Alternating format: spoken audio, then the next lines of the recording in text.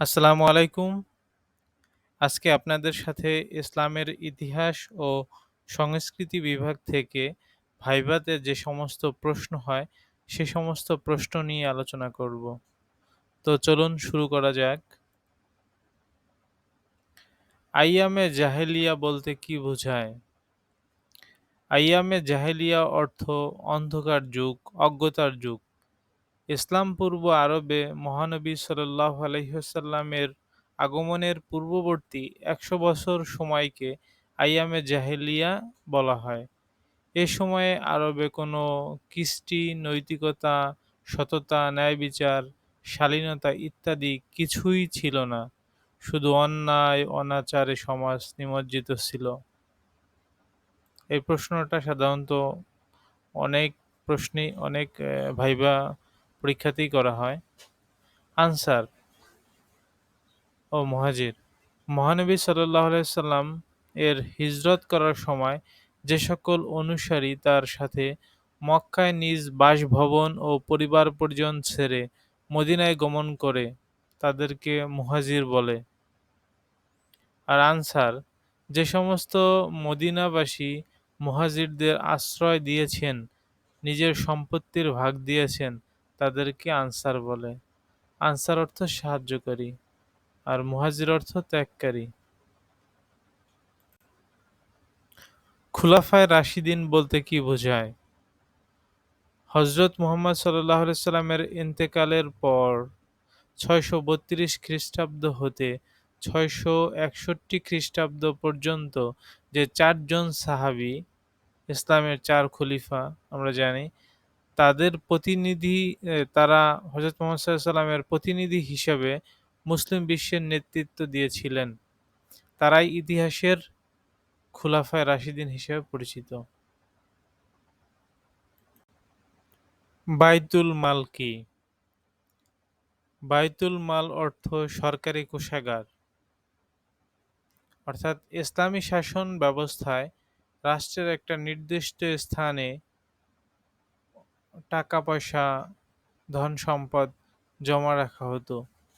এই স্থানটাকেই বলা হয় বায়তুল মাল। সিফফিন নামক স্থানটি কোথায়? ফোরাত নদীর তীরবর্তী বর্তমান ইউফ্রেটিস নদীর তীরবর্তী একটি স্থানের নাম সিফফিন। নহর-ই-জুবাইদা কি? খলিফা হারুন আর-রশিদের স্ত্রী জুবাইদা তিনি পবিত্র হজ ব্রত পালন করতে আসা হাজিদের খাবার পানির ব্যবস্থা করেন। এই খাবার ও পানির যে ব্যবস্থা করার জন্য যে খাল খনন করেন, তাহাই বিশ্বে নহর-ই-জুবাইদা নামে পরিচিত।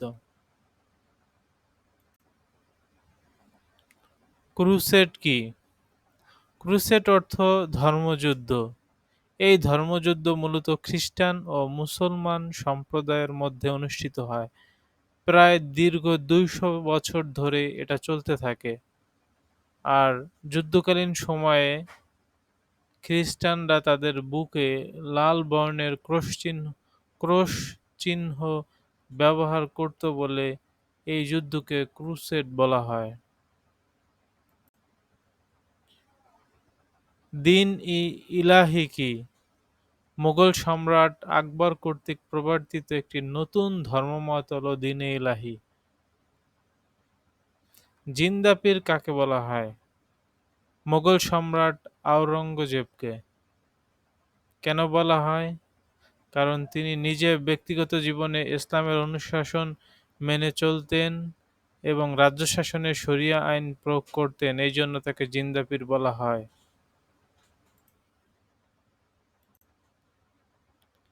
জাকাত কাদের দেওয়া যাবে?